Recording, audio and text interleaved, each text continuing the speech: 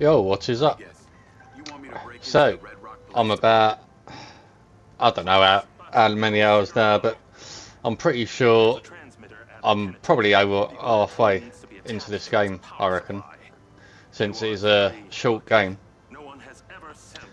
But my thoughts so far is it's not the worst game I've ever played. No chance. There is far worse games I've played. Like, I'd say Redfall is a lot worse than this. I'd say Suicide Squad is a lot worse.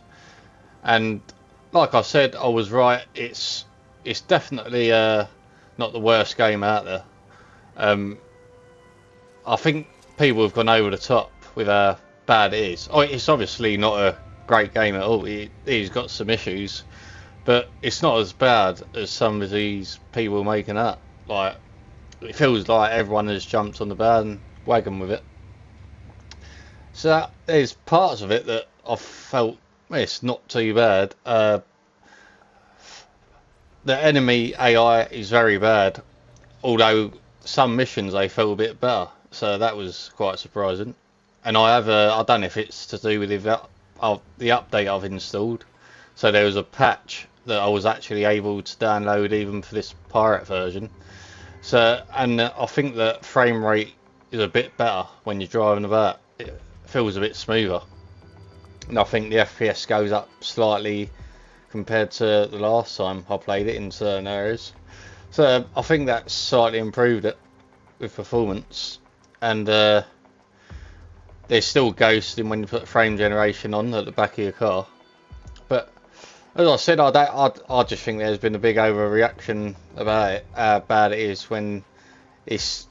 I just think it's a very, very average game. Like, it's not so bad. Like, it's probably going to get a worse score than it deserves because everyone's literally jumping on the bandwagon with it and saying like it's totally shit.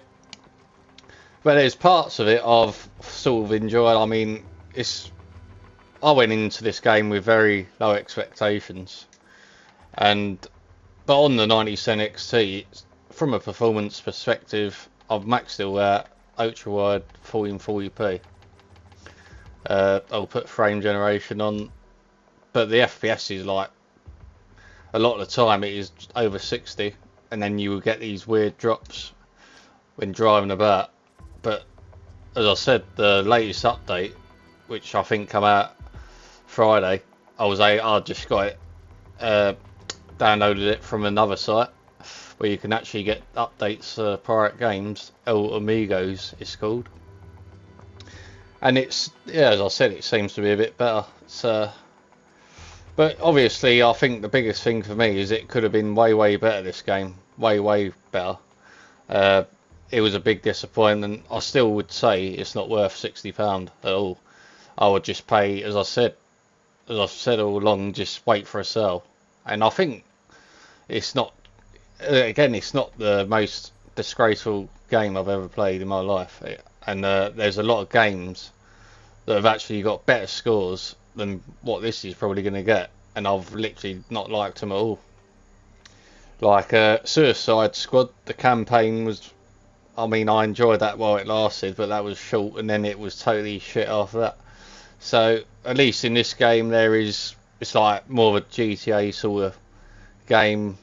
The way they can sort of save it is continue this, just get all these patches out and add DLC to make it a lot better with missions. I mean, if Cyberpunk can be saved, then so can this. So it depends if they're going to stick around with it.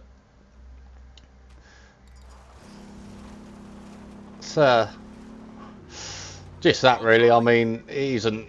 If it isn't my favorite trespasser. And I do like Charlie who's talking here. She's a very fun character to listen to. The missions have got a bit better. The story's not bad. Oh God. That's pretty much it. So, thanks for watching. I'll see you in the next one.